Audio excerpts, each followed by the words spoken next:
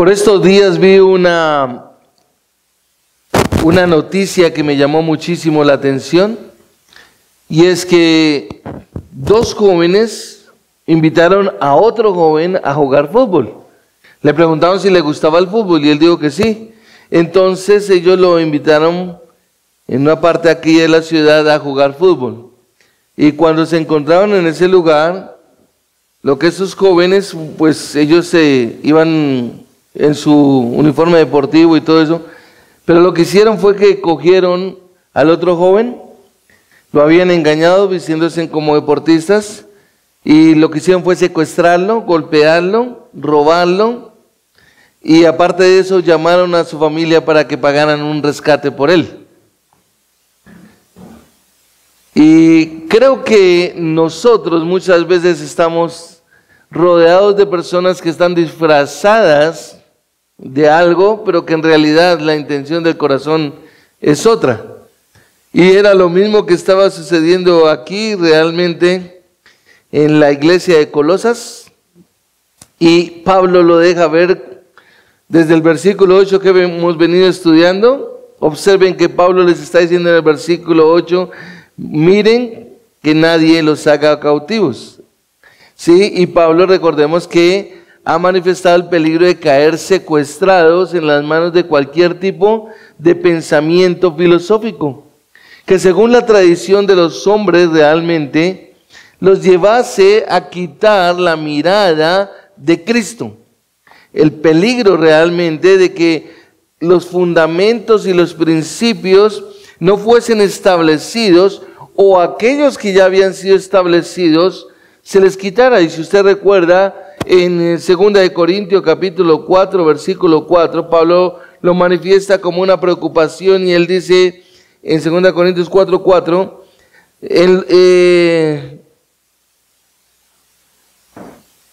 11:4, perdón, discúlpeme, 11:4, pero temo que como la serpiente con su astucia, en 11:3, temo que así como la serpiente con su astucia engañó a Eva, las mentes de ustedes sean desviadas de la sencillez y pureza de la devoción a Cristo. ¿Por qué? Porque astutamente el enemigo lo que quiere es que por medio de las personas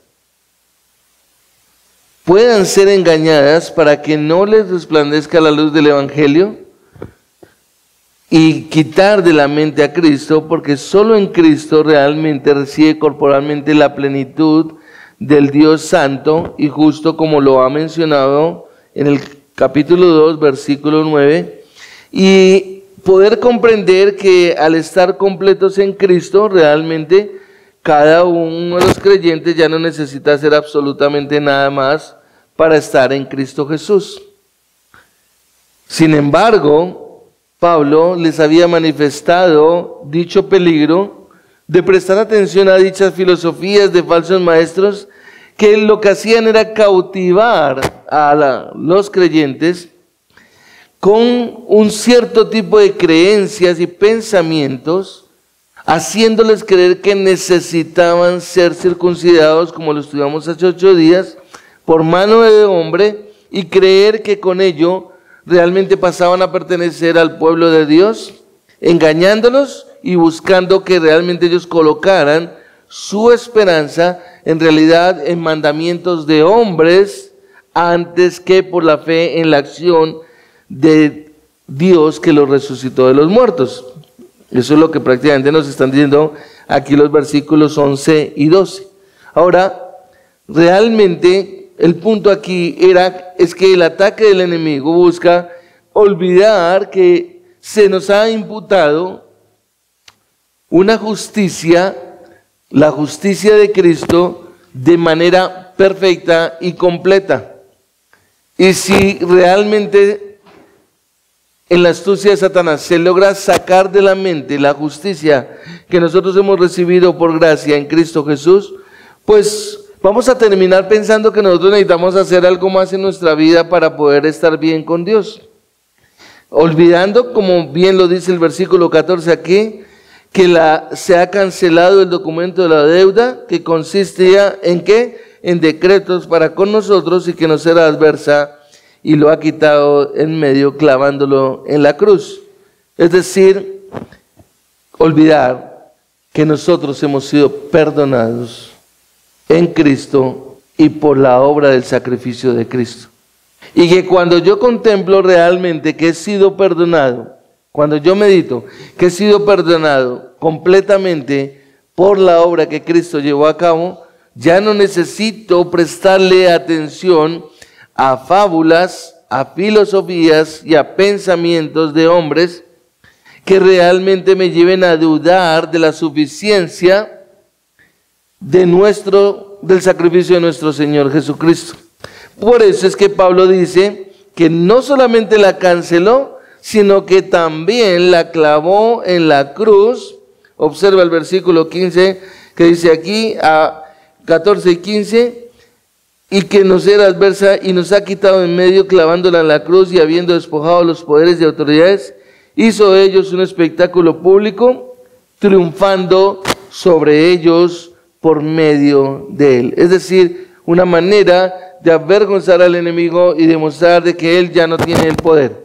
Y realmente nosotros necesitamos comprender que cada creyente debe tener claro, eso es supremamente importante, al haber sido justificado de manera perfecta y completa, no puede seguir prestando atención. Escúchalo bien, no puedes seguir prestando atención ¿a qué? A los mandamientos de hombres que buscan engañarlos por el cumplimiento de trapos de inmundicia.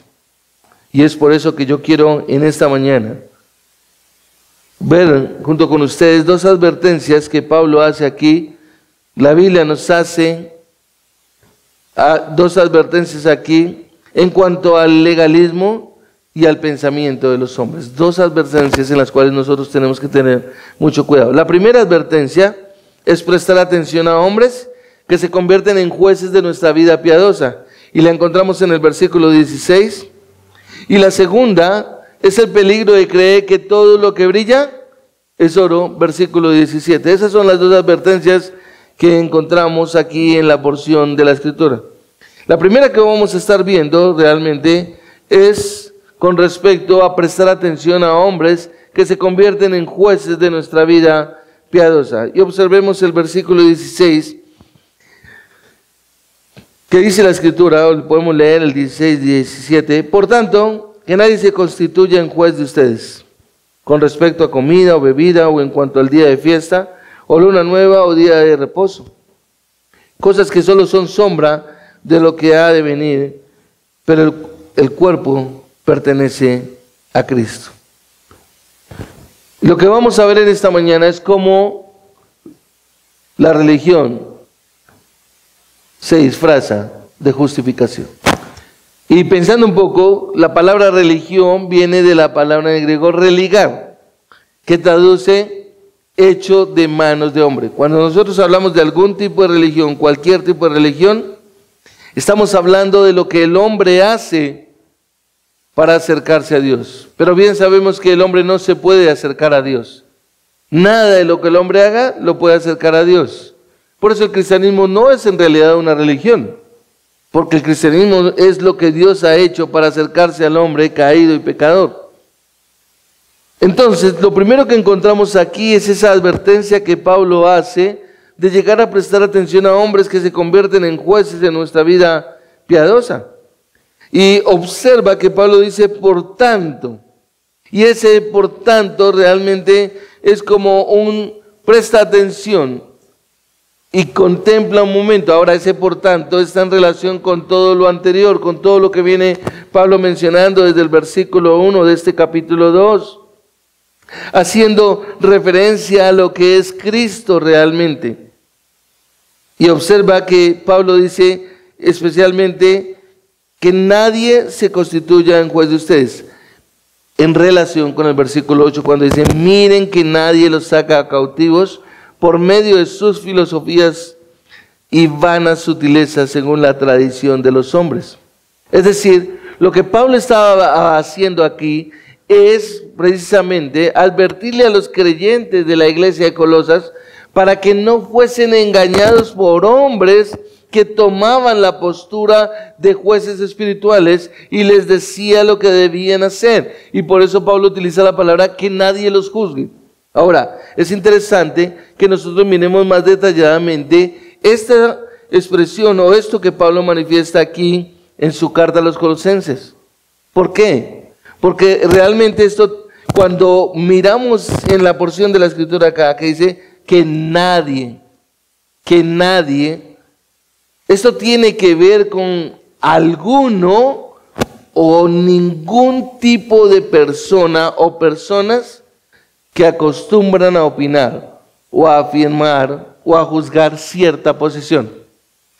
Por eso es interesante, supremamente interesante, cuando uno observa, y Pablo está diciendo que nadie, o sea, ese nadie realmente está marcando, nadie es nadie, como ya lo mencioné, alguno o algún tipo de persona o personas que acostumbran precisamente en algún momento a pararse como jueces de cómo es tu vida, de cómo estás manejando tu vida.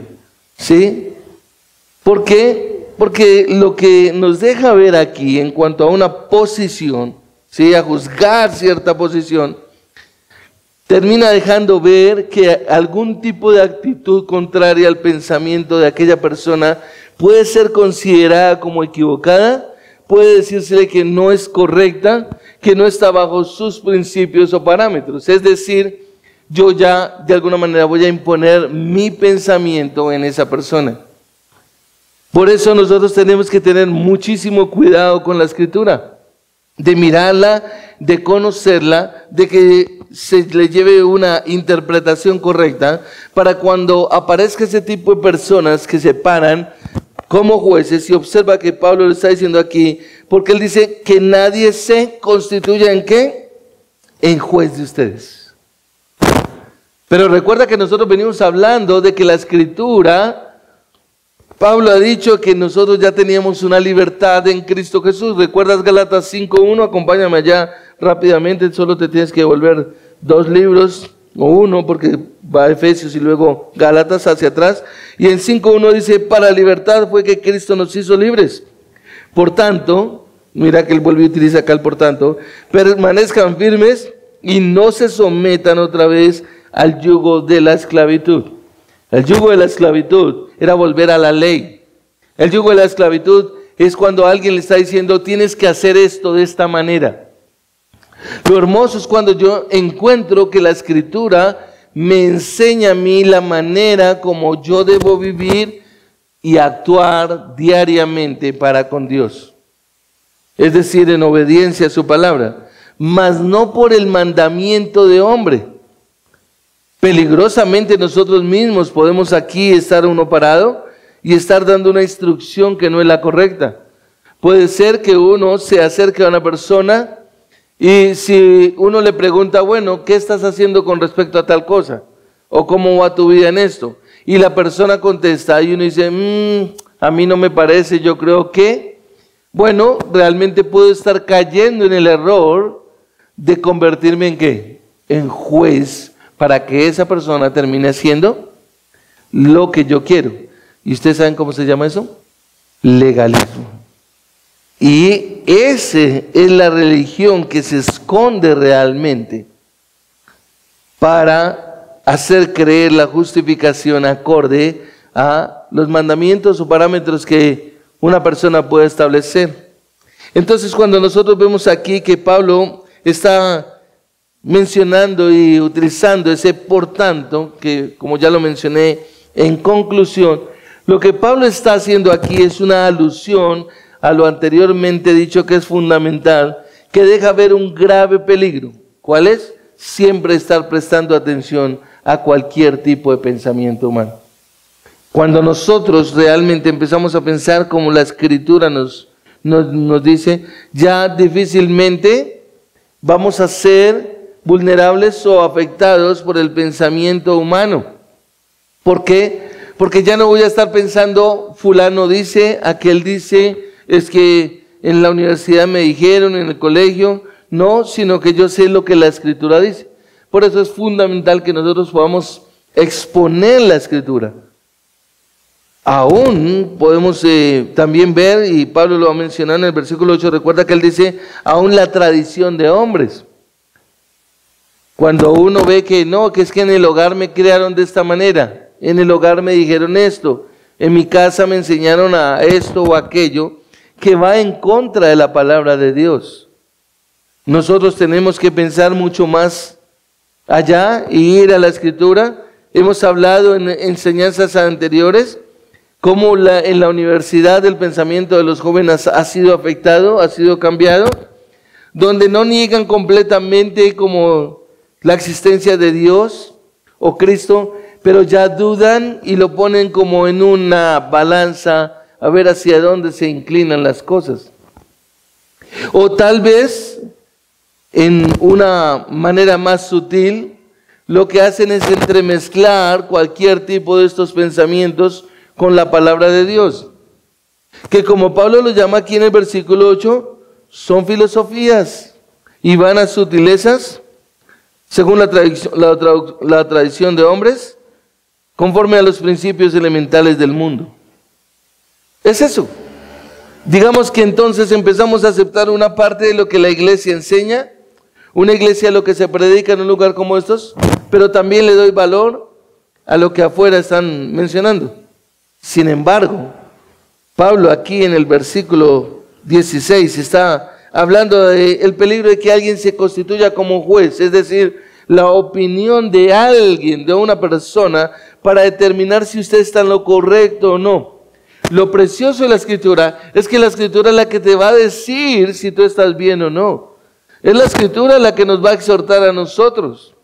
Ahora, si un hombre viene a exhortarnos, una persona viene a exhortarnos, acorde a la Escritura, está en todo el derecho realmente, porque está en línea con la Escritura. Pero lo contrario, siempre debería estar, o deberíamos estar, pendientes de que verdaderamente nosotros estemos haciendo lo correcto a la palabra de Dios. ¿Por qué? Porque muchas veces el pensamiento humano ha hecho mucho daño a las personas y no se dan cuenta de que realmente han sido engañados. ¿Por qué? Porque no están en relación con la Escritura de Dios, porque no conocen la Escritura. Personas pueden llegar a una congregación como esta, parecerles agradable una congregación como esta, y sentirse bien y quedarse acá. Sin embargo, la palabra de Dios debería ser la que lleva, bajo la dirección del Espíritu Santo, el que una persona examine las Escrituras y me quede ahí o no me quede en un lugar como estos. No el hombre, no la persona, sino la Escritura. Ese es el punto. Y como lo he mencionado, desde muchos lugares pueden estar hombres parados como yo en este caso aquí y estar enseñando una mezcla entre filosofías, pensamientos de hombre y la gente no darse cuenta y aceptarlo todo y recibirlo como, a mí me parece que está bien, eso suena bien. Pero la Escritura es la que nos dice qué es lo correcto. ¿Por qué? Porque desde aquí se puede malinterpretar la Escritura. Hombres que no se ciñen a la correcta interpretación de la palabra de Dios, pero que aparentemente pueden estar en lo correcto. Recuerda que en la iglesia de Colosas había hombres falsos maestros que estaban queriendo introducir enseñanzas falsas.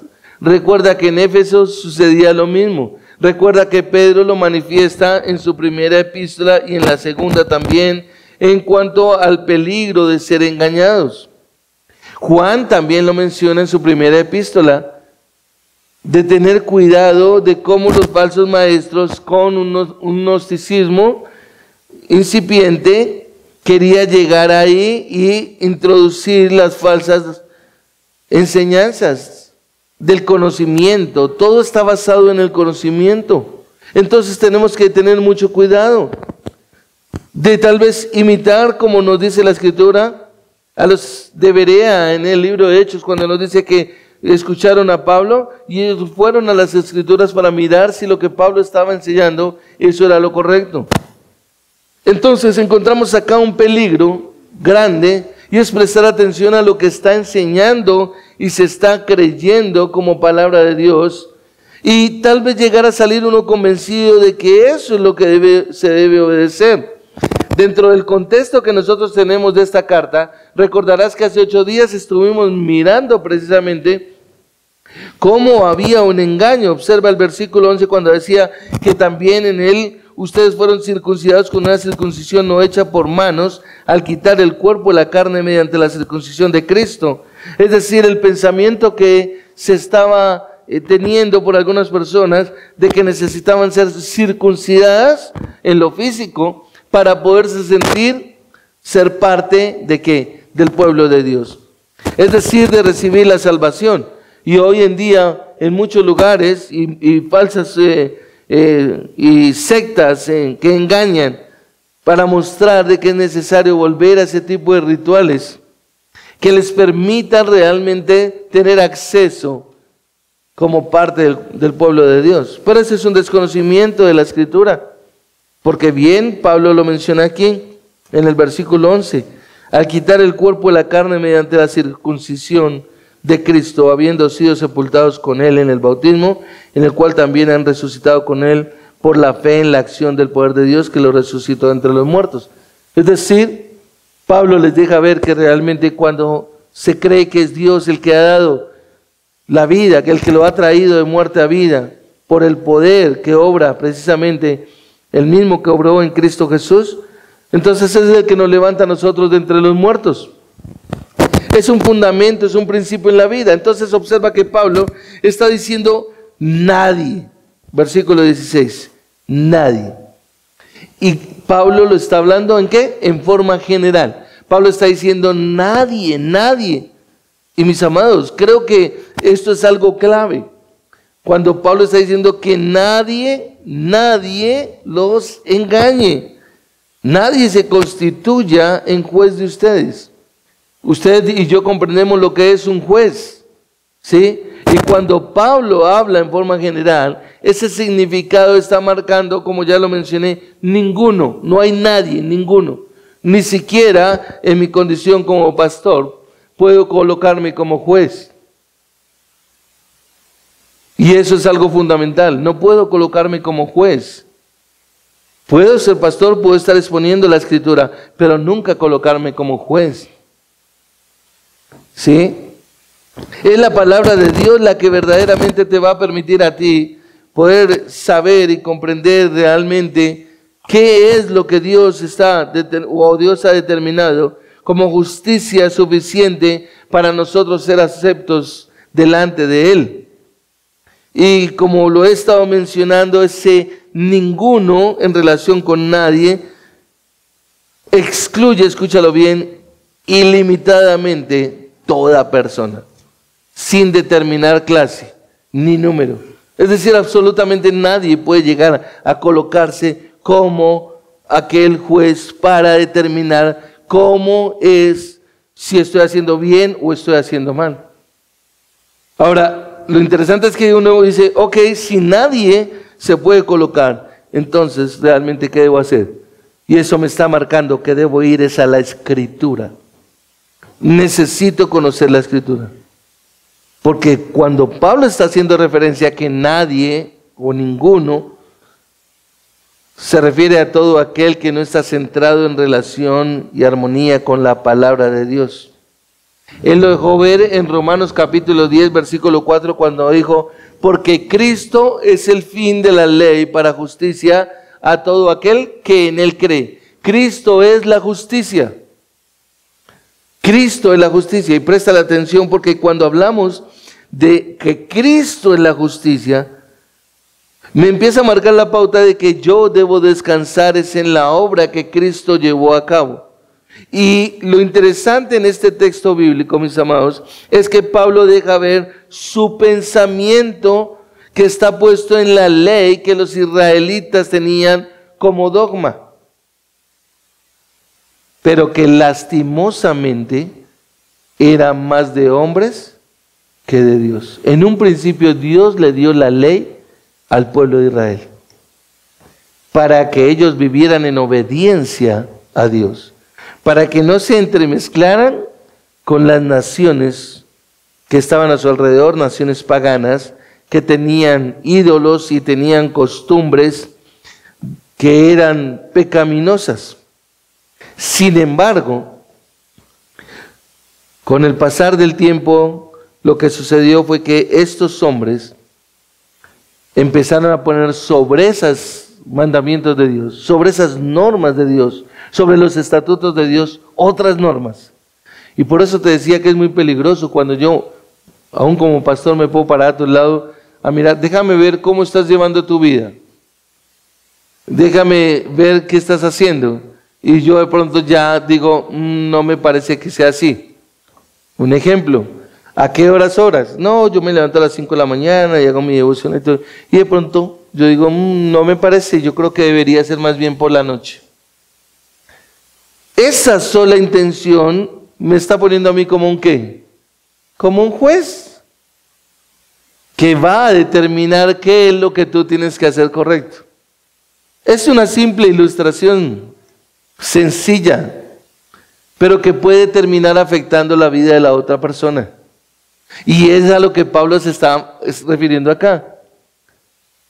La religión, ¿sí?, que se disfraza de justificación.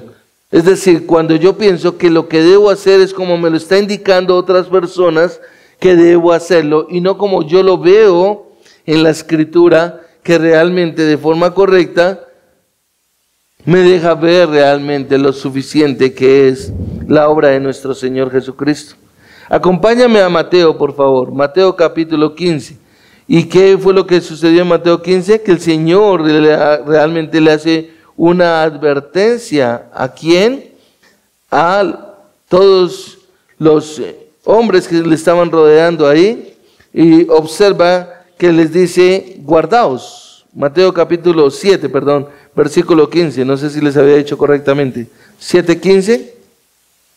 Y en el 7:15 el Señor Jesucristo les dice, cuídense de los falsos profetas que vienen a ustedes con vestido de ovejas, pero por dentro son ¿qué? Lobos rapaces. El Señor Jesucristo nombra aquí a quién, a los profetas, pero dice que son profetas falsos en este caso, que vienen a ustedes con vestidos de oveja, es decir, disfrazados, pero por dentro son ¿qué? Lobos rapaces, que solo les interesaba era lo que ellos querían para su propio beneficio. Ahora, lo interesante es que los líderes judíos habían introducido tantas costumbres, tantos rituales y enseñanzas que las habían puesto por encima de la palabra de Dios, que ya no era posible distinguir lo verdadero, lo de Dios, con respecto a la tradición de los hombres. Y es tremendo. ¿Por qué? Porque es como cuando uno dice, bueno, tenemos aquí la Escritura, pero hay tantas normas que han puesto en el ejemplo, el liderazgo de la iglesia, que como que pensamos que esas normas que ha puesto el liderazgo de la iglesia son palabra de Dios. Y resulta que son de hombres. Y estamos convencidos de que lo que se haga aquí, que los líderes lo manejan, entonces eso es lo correcto. Eso fue lo mismo que sucedió en aquella época. Y terminó realmente llevándolos a que ellos no distinguieran. Es decir, sobre la santa palabra de Dios se colocaron otros mandamientos, y sobre esos mandamientos se colocaron otros mandamientos y otros mandamientos, que al final las personas de aquella época terminaron fue obedeciendo el mandamiento de hombres. Ahí en Marcos capítulo 7, acompáñame un momento por favor, Marcos capítulo 7. Y vamos a mirar que en palabras de nuestro Señor Jesucristo, Él hace mención de esa situación tan delicada. Y el relato nos deja ver la conversación que había entre escribas, entre fariseos y el Señor Jesucristo. Observa el versículo 5. 7:5 de Marcos dice: así que los fariseos y los escribas le preguntaron, mira la conversación que hay entre Jesús, los fariseos y los escribas. ¿Por qué tus discípulos no andan conforme a la tradición, lo voy a poner en comillas, de los ancianos, sino que comen con manos inmundas? Jesús le respondió: bien profetizó Isaías de ustedes, hipócritas, como está escrito, este pueblo con labios me honra, pero su corazón está muy lejos de mí. Una pausa ahí. Mis amados, esto es similar a cuando la iglesia de hoy ha caído en ese tipo de mandamientos de hombres. Que pareciera que se está haciendo un culto para el Señor, pero simplemente se está desarrollando es acorde al mandamiento de hombres y no a como la Escritura nos ilustra que debemos adorar al Señor. Por eso, si observas en el versículo 6, dice en su parte B: este pueblo con labios me honra, pero su corazón está muy lejos de mí. Pareciese que estamos adorando al Señor, pero estamos cumpliendo mandamientos de hombre, que como ya lo he mencionado, en el contexto bíblico, en este caso, se hablaba de que era necesario que se circuncidaran. Y que en otros momentos, como también lo vemos, estamos hablando del vestido. Tienes que vestir de esta manera, tienes que hacer esto, tienes que hacer aquello, no puedes cambiar tu manera, debe ser de esta manera. Ahora, observa el versículo 7, lo interesante, mis amados. El Señor Jesucristo les dice: en vano me rinden culto. Observa el texto. ¿Qué dice? En vano me rinden culto. Nosotros le llamamos el culto de adoración. Estamos en un lugar como estos y estamos en un culto de adoración. Sin embargo, el Señor Jesucristo está diciendo ahí: en vano me rinden culto. ¿Cuándo? Enseñando como doctrinas preceptos de hombres.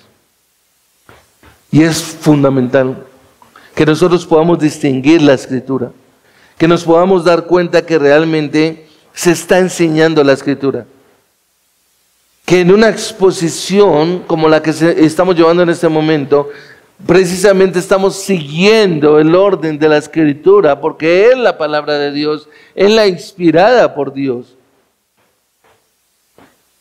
Y realmente el Espíritu Santo va a obrar en el creyente para llevarlo a que él termine obedeciendo cuando es confrontado y se le muestra que de pronto no está haciendo lo correcto.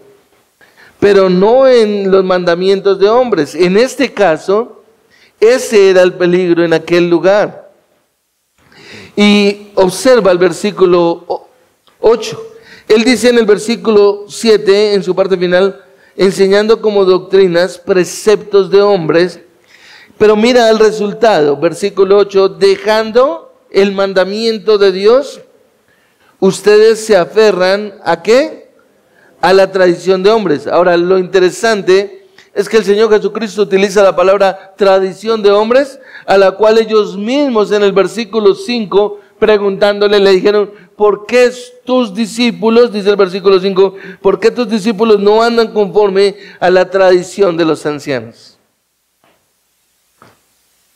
Y eso es lo que Dios hace en nuestra vida cuando nosotros estamos en una iglesia bíblica. Renovar nuestro entendimiento, abrir nuestros ojos espirituales y darnos cuenta: wow, tal vez yo he sido un religioso durante años, un hombre que pensaba que por venir a un domingo a la iglesia estaba en relación con Dios, pero que a la hora de la verdad no estaba obedeciendo a la Escritura.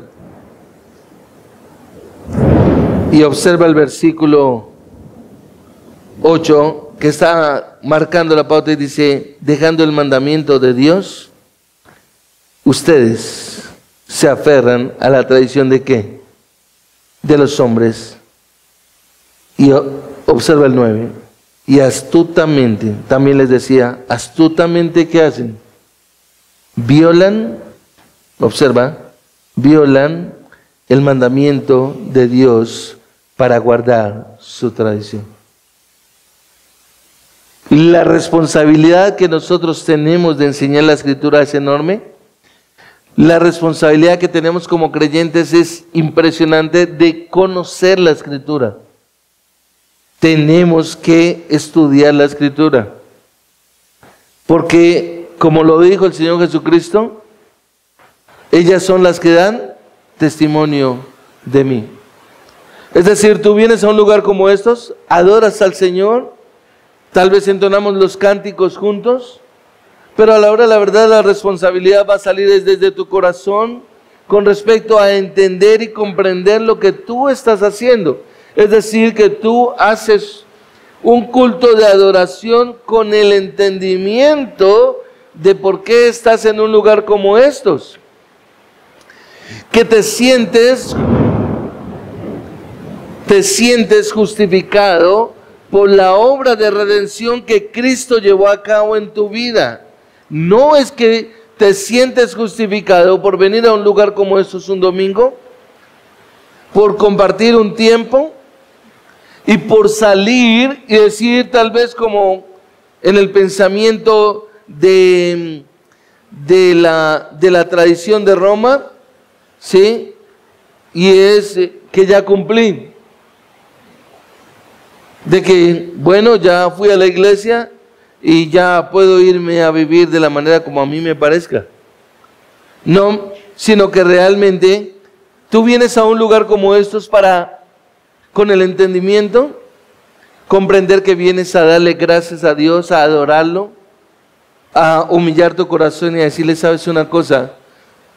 Estoy ante o con la asamblea de los que tú has escogido para que adoren tu nombre.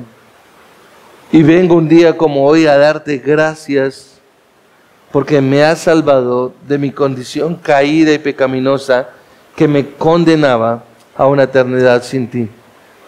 Esa es la comprensión, ese es el entendimiento.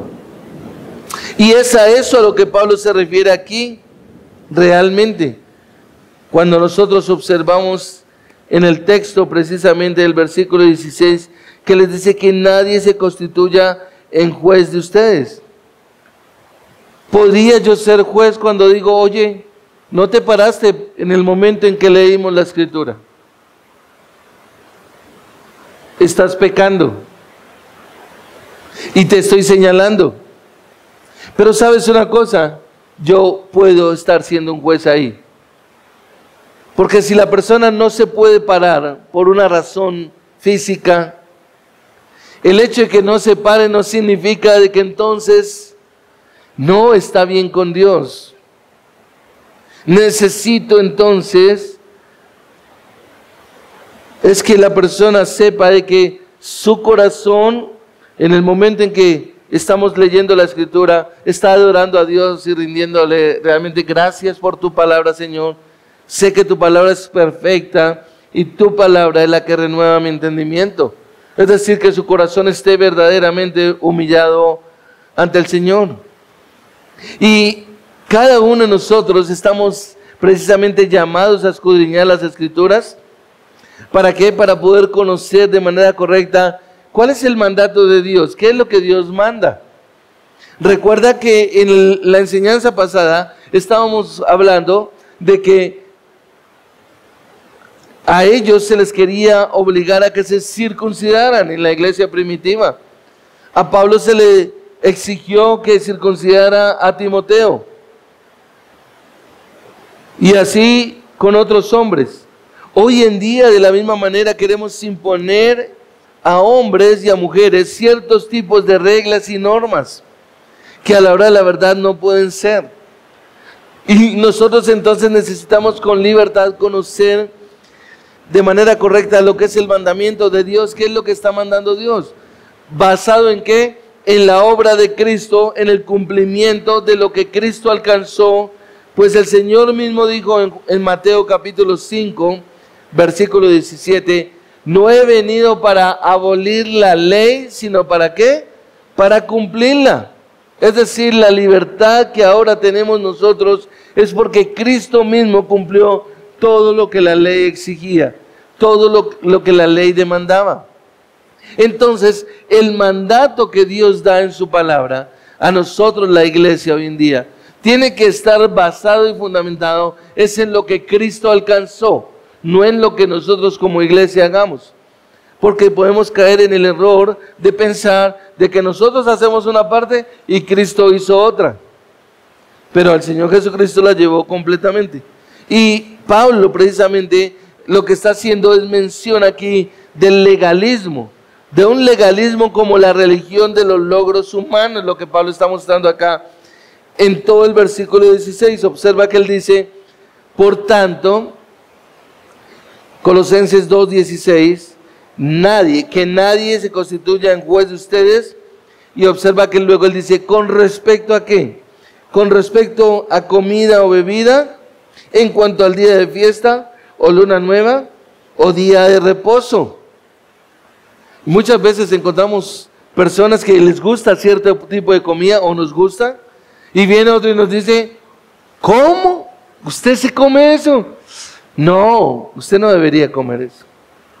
Porque la Biblia lo prohíbe. Usted dice que es cristiano, usted no debería comer eso. ¿En qué se está convirtiendo esa persona? En un juez. Y como que si nosotros no conocemos la Escritura, nos vamos con ese peso encima, como que, ¿será que yo pequé? ¿Será que yo hice mal? Y observa que Pablo acá, en el versículo 16, cuando está hablando de que nadie se constituya en juez de ustedes, él evoca con respecto a lo que la ley establecía, la comida y la bebida, digámoslo así.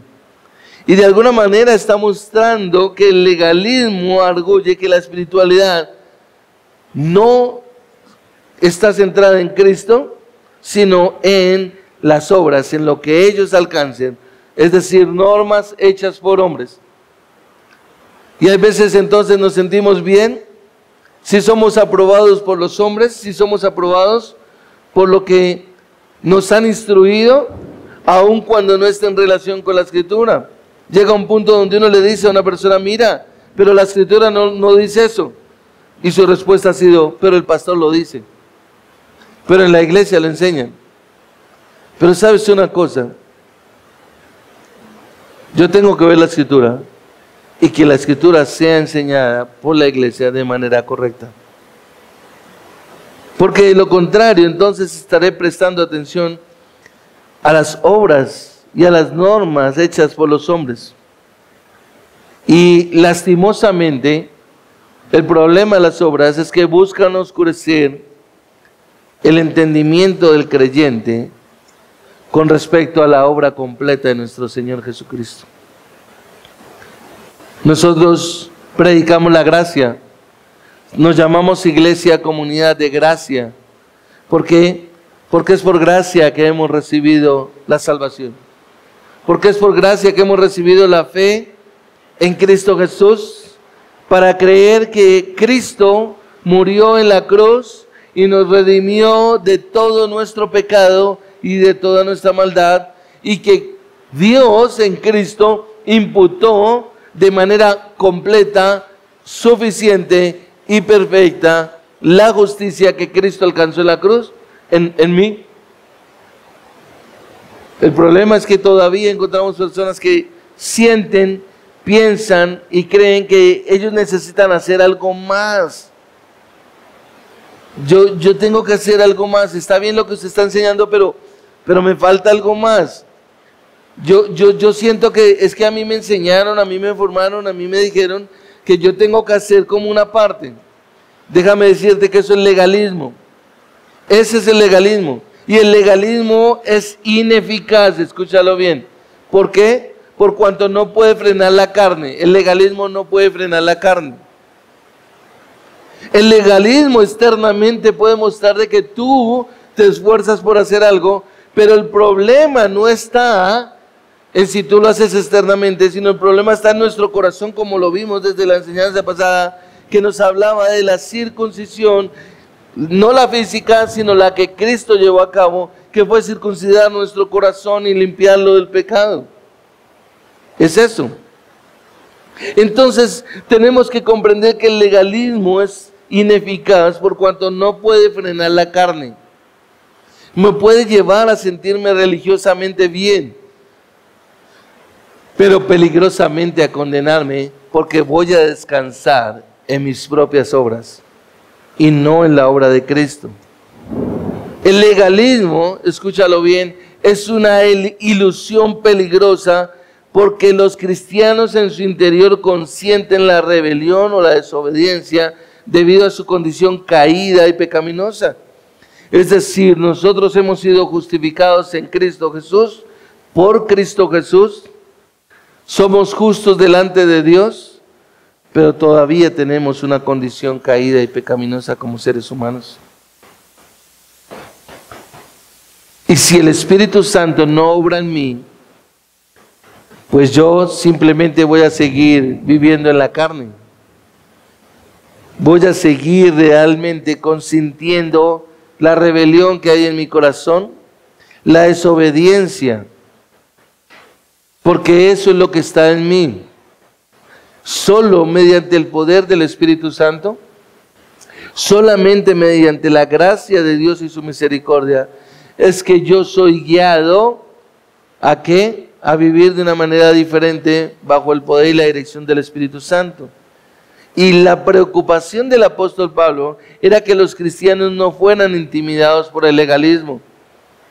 O sea, después de haber recibido a Cristo, de haber aceptado la obra de redención de nuestro Señor Jesucristo como verdadera, volvieran ¿a qué? A caer en las obras.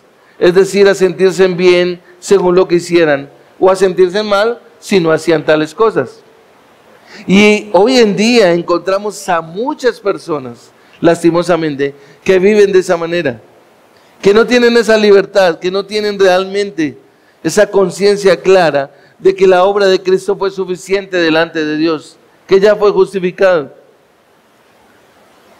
Pablo le ordenó a Tito a no prestar atención. Observa, si quieres ir a Tito 1, versículo 14 y 15, observa lo que dice.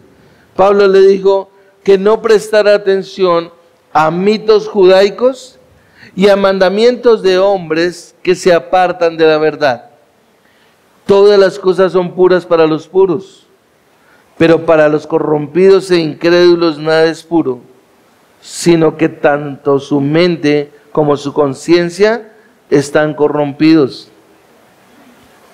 Pablo en Romanos capítulos 14 y 15 y en 1 Corintios capítulos 8, 9 y 10 habla de la libertad cristiana. Si usted quiere hacer un devocional en su casa, un estudio sencillo, usted puede ir y leer esos textos. Romanos capítulo 14 y 15 y 1 Corintios del 8 al 10. Y usted darse cuenta que Pablo está hablando de la libertad cristiana. Es decir, de lo que ahora somos en Cristo Jesús.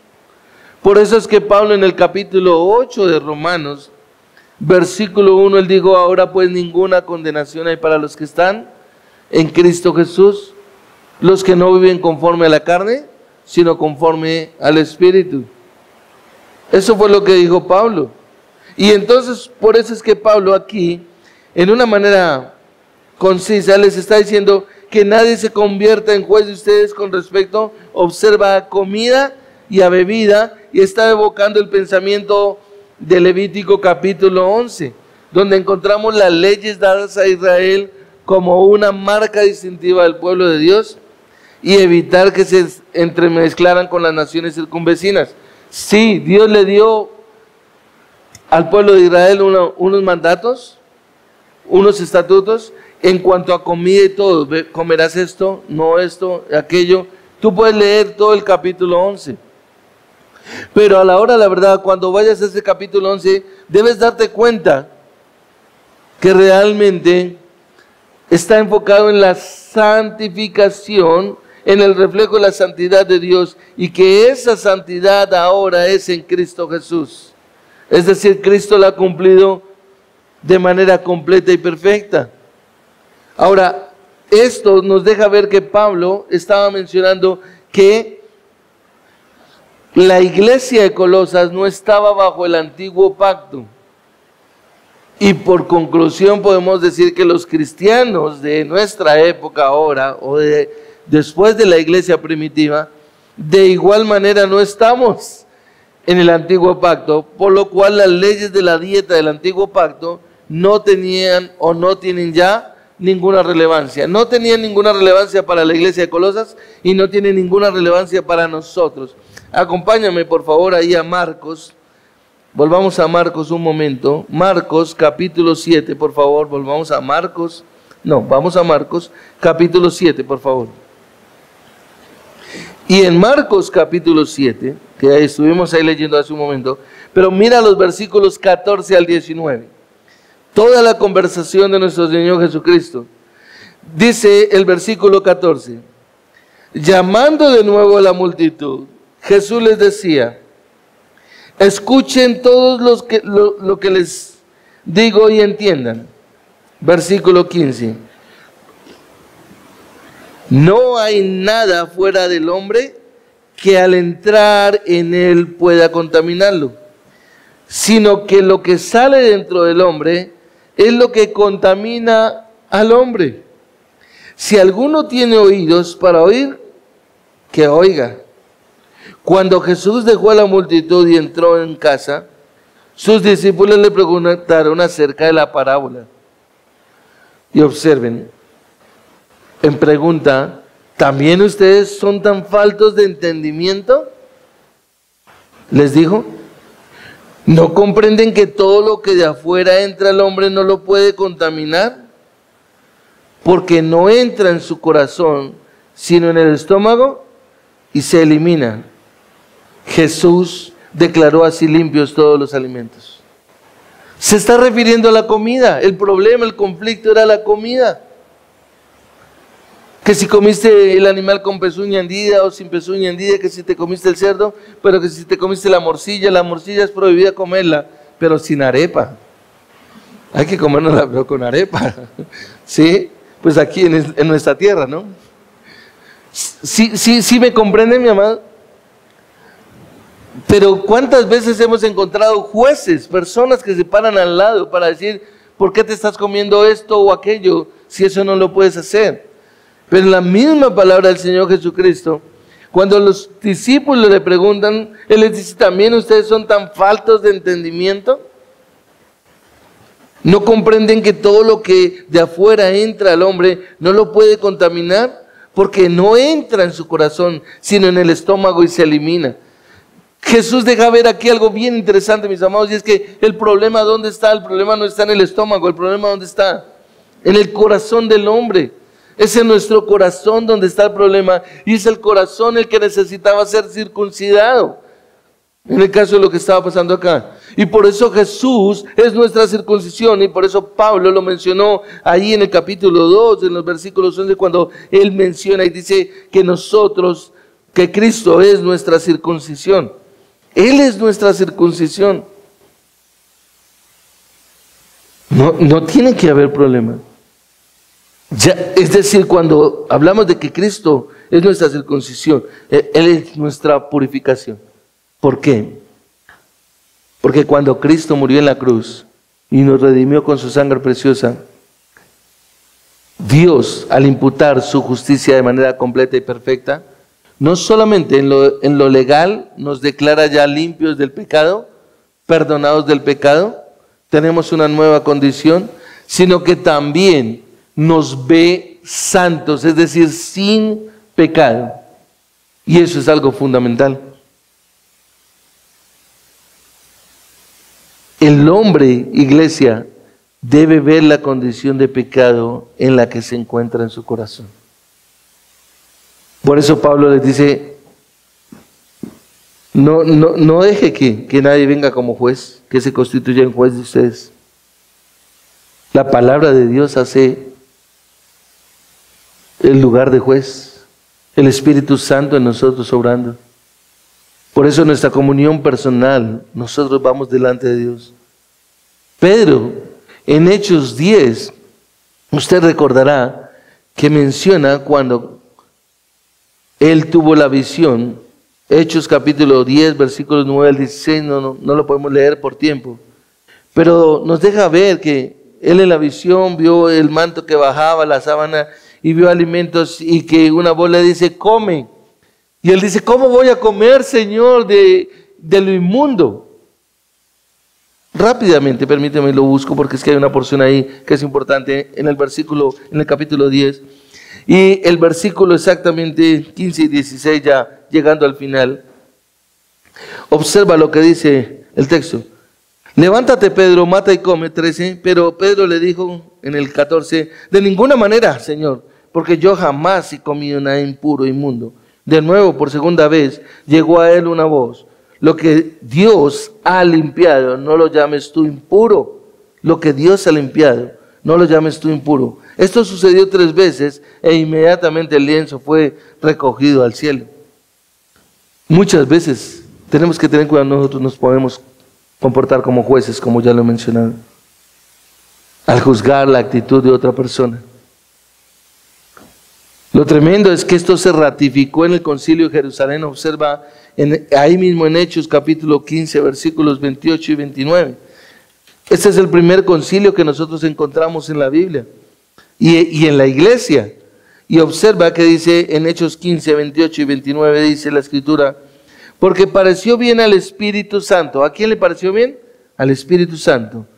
Y a nosotros, los ancianos en Jerusalén, no imponerles mayor carga que estas cosas esenciales.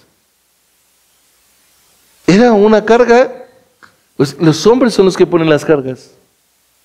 Nosotros tenemos que centrar nuestra mirada en lo que Cristo hizo, en el sacrificio perfecto y suficiente.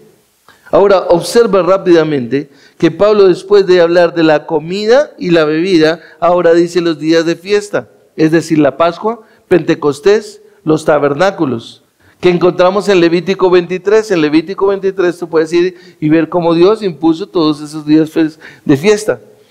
Pablo agrega, y luna nueva, que correspondía al primer día del mes como celebración, según Números 28, 11 al 14. Es decir, todo lo contrario a lo que hoy en día muchos pretenden hacer, imponiendo que el guardar el día de reposo. Mucha gente dice que el día de reposo tiene que ser, como lo dice la Biblia, en sábado. Pero déjame decirte que ni el sábado ni los demás días santos del antiguo pacto tienen efecto hoy en día. ¿Por qué no tienen efecto hoy en día? Porque estamos bajo el nuevo pacto.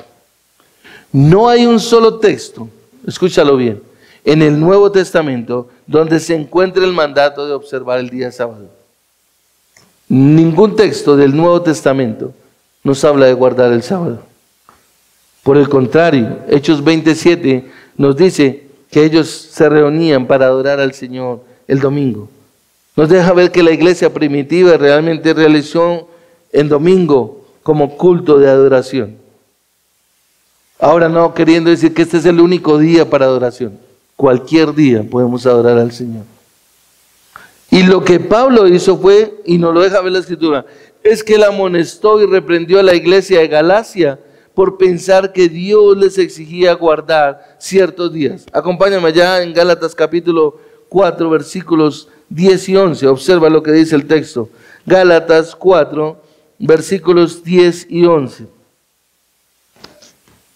Ustedes observan los días, los meses, las estaciones y los años. Temo que quizás he trabajado en vano por ustedes. Él los regañó. ¿Por qué?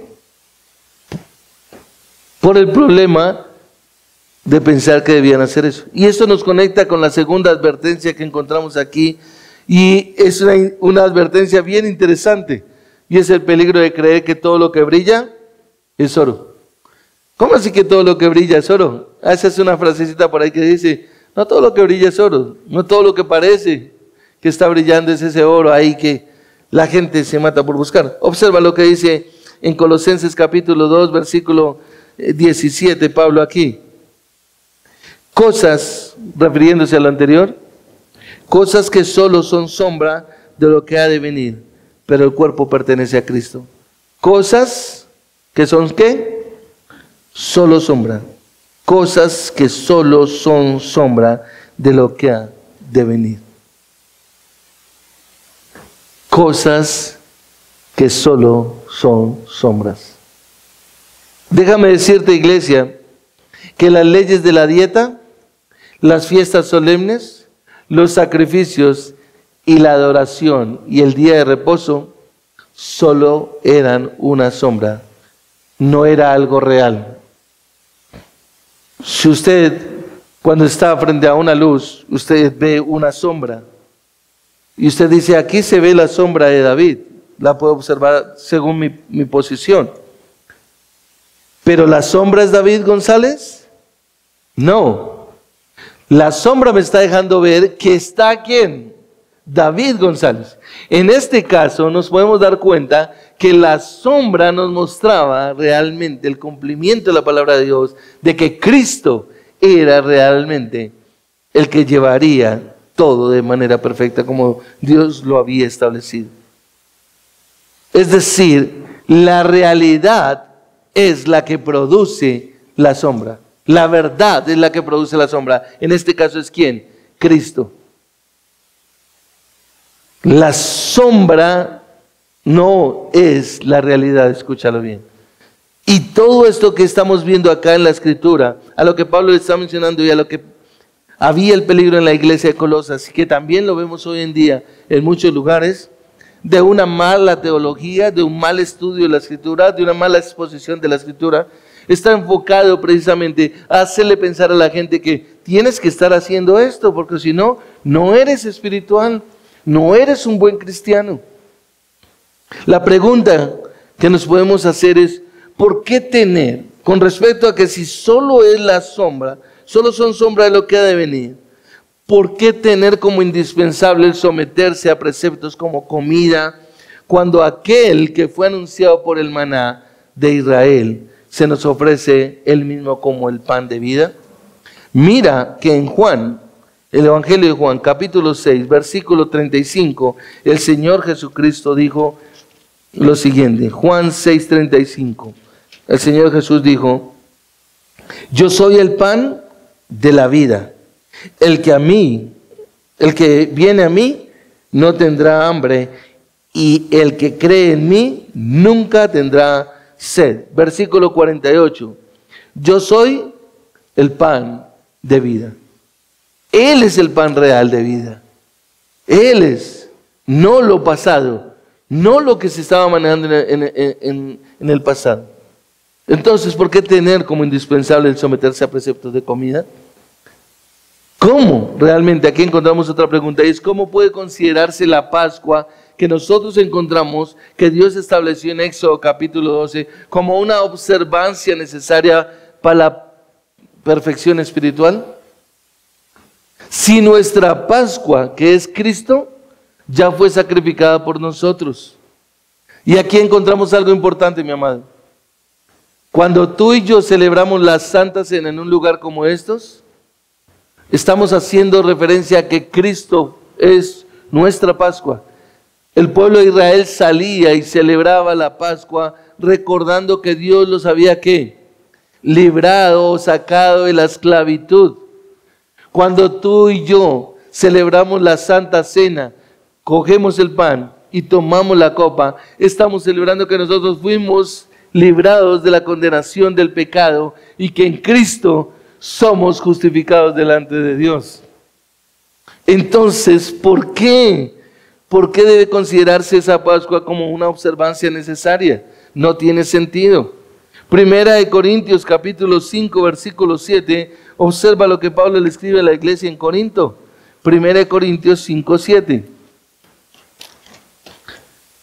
5, 7, el versículo dice, limpien la levadura vieja para que sean masa nueva, así como lo son en realidad sin levadura, porque aún Cristo, nuestra Pascua, ha sido sacrificada. Si tú y yo estamos en Cristo, no necesitamos celebrar ninguna Pascua del Antiguo Testamento. Estamos en el nuevo pacto y Cristo es nuestra Pascua.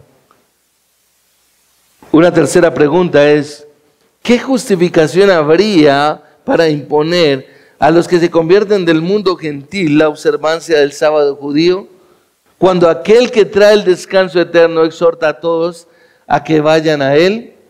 El Señor Jesucristo en Mateo capítulo 11, versículo 28 y 29 dijo, venid a mí, todos los que estéis trabajados y cargados, que yo os haré descansar.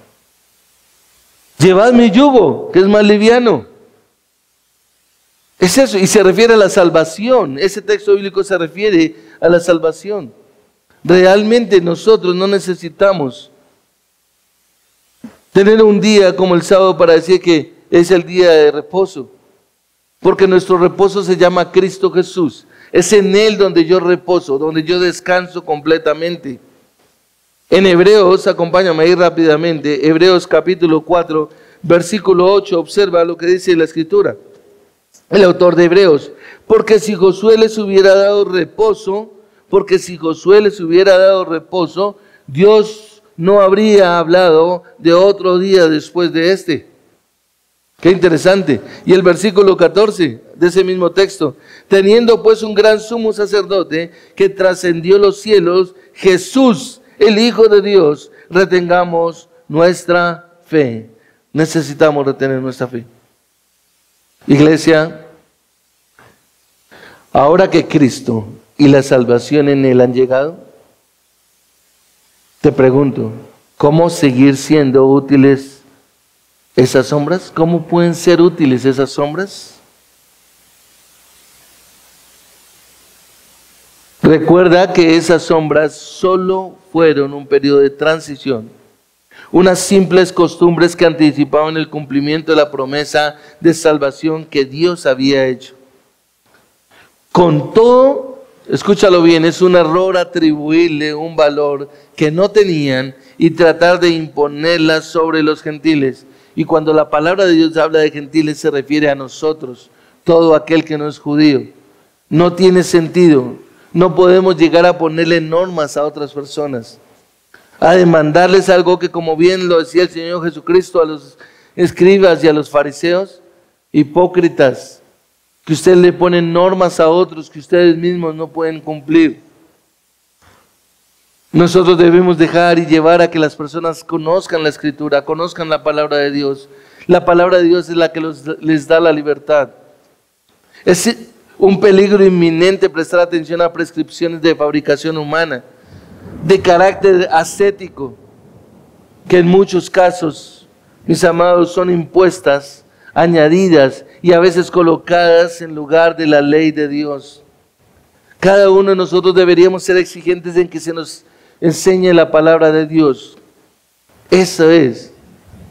Solo la palabra, solo Escritura. ¿Por qué? Porque si sucede esto de poner normas diferentes a las de la palabra de Dios y a lo que la palabra de Dios está mandando, se está negando toda la suficiencia y la supremacía de nuestro Señor Jesucristo. Estaríamos negando realmente al Cristo que predicamos, llevando a un error que puede terminar en una condenación total, porque cuando las personas empiezan a descansar en la gracia, más las obras, entonces van a recibir condenación. Porque cada creyente está llamado realmente a que comprenda y entienda que él no aporta absolutamente nada para su salvación, sino que Dios la concede en gracia, en favor y en misericordia.